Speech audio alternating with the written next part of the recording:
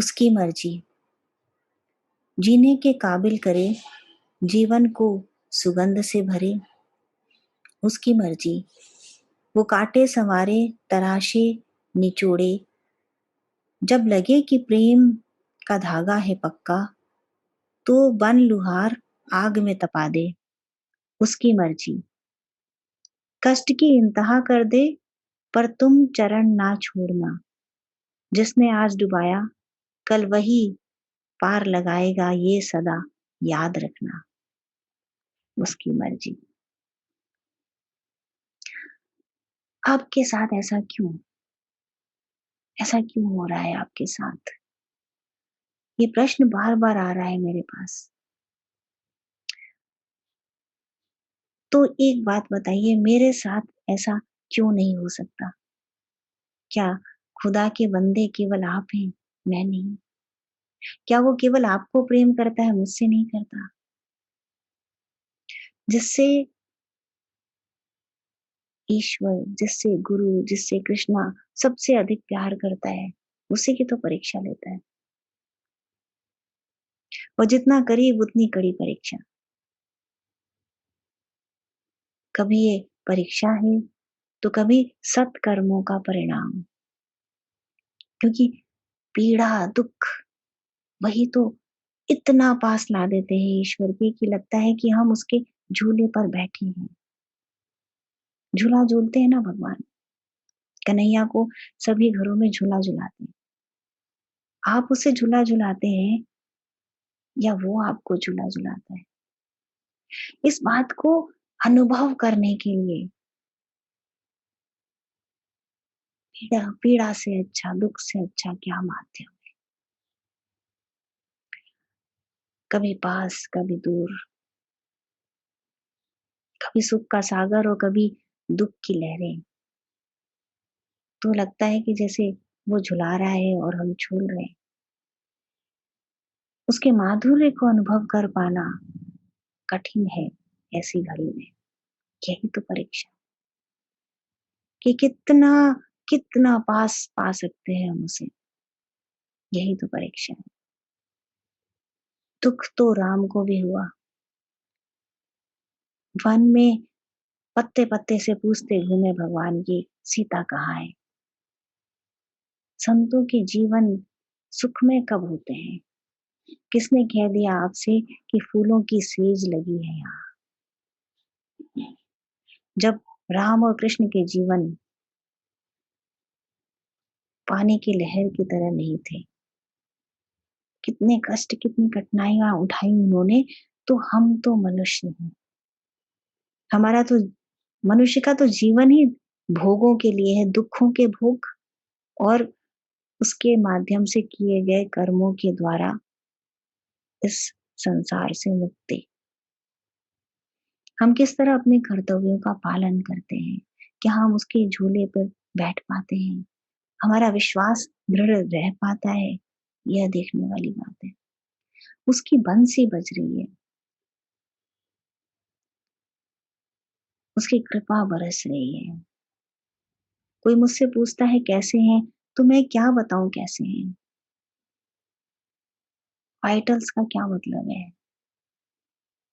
अभी हमारे वाइटल्स कैसे हैं? एक सांस बाहर गई तो अभी अंदर सांस नहीं है। अभी इस समय का वाइटल अलग और सांस आ गई, उसका वाइटल्स अलग। तो उचित उत्तर क्या ये नहीं कि उसकी बंसी बज रही है, वो जैसे रख रहा है वैसे है? कि उसका प्रकाश बरस रहा है, उसकी कृपा बरस रही है। उसकी मर्जी। मछली छटपटाती है जल के अंदर, पर वो ये जानती नहीं कि जल ही उसका जीवन है। ज्ञान और अज्ञान के बीच की दूरी तय करने के लिए दुख सबसे बड़ा माध्यम। इसका अर्थ ये नहीं कि आप पर, हम पर दुख आना चाहिए, नहीं। पर आया क्यों, इसका उत्तर दे रही हूं। तो ईश्वर प्यार करते हैं, गुरु राह दिखाते हैं। कभी हमारे मार्ग पर पैर थके नहीं, कभी हमारे मार्ग पर से पैर भटके नहीं। इसका उपाय कर रहे हैं गुरु, कि हम कहीं अपने को कर्ता न मान बैठे, कहीं अहंकार न हो जाए। हीलर्स होते हैं, हीलिंग करते हैं, प्रार्थना करते हैं, करते करते कहीं ये ना लगे कि हमारा ही अधिकार है इस संपूर्ण प्रपंच के ऊपर। इसके लिए गुरु रास्ते पर ठोकरें देते हैं और गिरने से पहले उठा भी लेते हैं। अब करें क्या, क्या करना चाहिए, ये एक दूसरा प्रश्न आता है। देखिए, ये एक अलग स्थिति है जो कल्पना से परे है। महामारी किसी भी साधारण बीमारी की तरह नहीं, प्राकृतिक दैवी विपदा है और इसने लोगों को तोड़कर रख दिया है। तो एक ऐसी विकट परिस्थिति के अंदर क्या किया जा सकता है? आपकी जो ड्यूटीज भगवान ने बनाई है उसे करते रहिए, हीलिंग का प्रयास करिए, मेडिकल उपाय करिए, लेकिन आपका ध्यान, आपका समर्पण उन चरणों की तरफ होना चाहिए।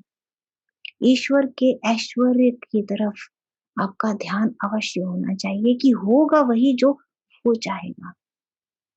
कुछ भी कर लीजिए, होगा वही जो वो चाहेगा। न आपके किए से कुछ होगा, न मेरे किए से कुछ होगा। केवल प्रार्थना, विनय के साथ, प्रेम के साथ आप उस ईश्वरीय शक्ति को, उस ईश्वर को बस में कर सकते हैं, बल से नहीं कर सकते। मीरा बन जाइए, सूरदास बन जाइए, विदुर बन जाइए, प्रहलाद बन जाइए और चरणों को छोड़िए ही मत। उसके साथ लड़ाई करिए, रोइए, गिड़गिड़ाइए, कुछ भी करिए, लेकिन उन चरणों को मत छोड़िए और स्वयं को कर्ता मत मानिए। यही यही मार्ग है इस समय के लिए, यही मार्ग है और सदा के लिए भी यही मार्ग है। क्योंकि जो विपत्ति सिखा देगी इस मार्ग पर चलना, तो आप जीवन भर नहीं भूलेंगे। क्या होगा, कल क्या होगा, ये कोई नहीं जानता, लेकिन उसका साथ होगा, वो हमें छोड़ेगा नहीं, ये मैं जानती हूँ। यदि हमने उसके चरण ना छोड़े तो वो हमें छोड़ेगा नहीं। और वो सर्वशक्तिमान है, वो सर्वोपरि है। उसे आप ईश्वर कह सकते हैं, उसे आप गुरु कह सकते हैं। तो चिदाभास में ये प्रपंच जलता बुझता दिखता है, पूरा संसार, कि कैसे आ रहा है और कैसे जा रहा है। 1968 में आई वॉजंट देयर और 2068 में भी मैं नहीं होंगी।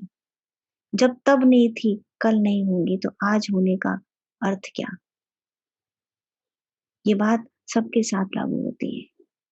तो नथिंग इज परमानेंट। उस इम्परमानेंस के लिए कितना दुख होता है हमें। तो उस परमानेंट के साथ आकर्षण जोड़ करके तो रखिए। उस कृष्ण के साथ आकर्षण रखेंगे तो कहीं ना कहीं रिलीफ तो जरूर मिलेगा।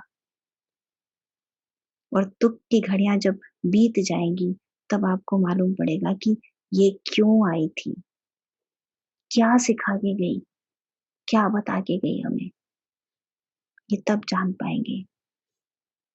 गहरे डूबे हुए को मालूम नहीं पड़ता कि उसे क्यों डुबाया भगवान ने, पर जब वो हाथ पकड़ के किनारे ले जाता है और खड़ा करता है वहां ले जाके, तब समझ आता है कि ऐसा करने के पीछे उसका अभिप्राय क्या था। तो याद रखिए कि वो प्रेम करता है हमसे। ईश्वर निर्दयी नहीं, कठोर नहीं। ईश्वर, उसके अंदर प्रेम का सागर है। उस सागर के साथ खुद को जोड़ कर रखिए, थकेंगे नहीं आप, टूटेंगे नहीं आप, बिखरेंगे नहीं, और एक दिन सत्य का मार्ग मिल ही जाएगा। तो हिम्मत रखें, साथ जुड़े रहें। एक परिवार की तरह हम सामने आए थे और एक परिवार की तरह ही हम आगे भी चलेंगे, और शीघ्र ही इस महामारी के बादल दूर हो जाएंगे, सूर्य की किरणें फिर चमकेंगी, बादल फिर बरसेंगे, इंद्रधनुष फिर निकलेगा। उसकी कृपा का ध्यान करें, उसके चरणों का ध्यान करें। नमस्कार।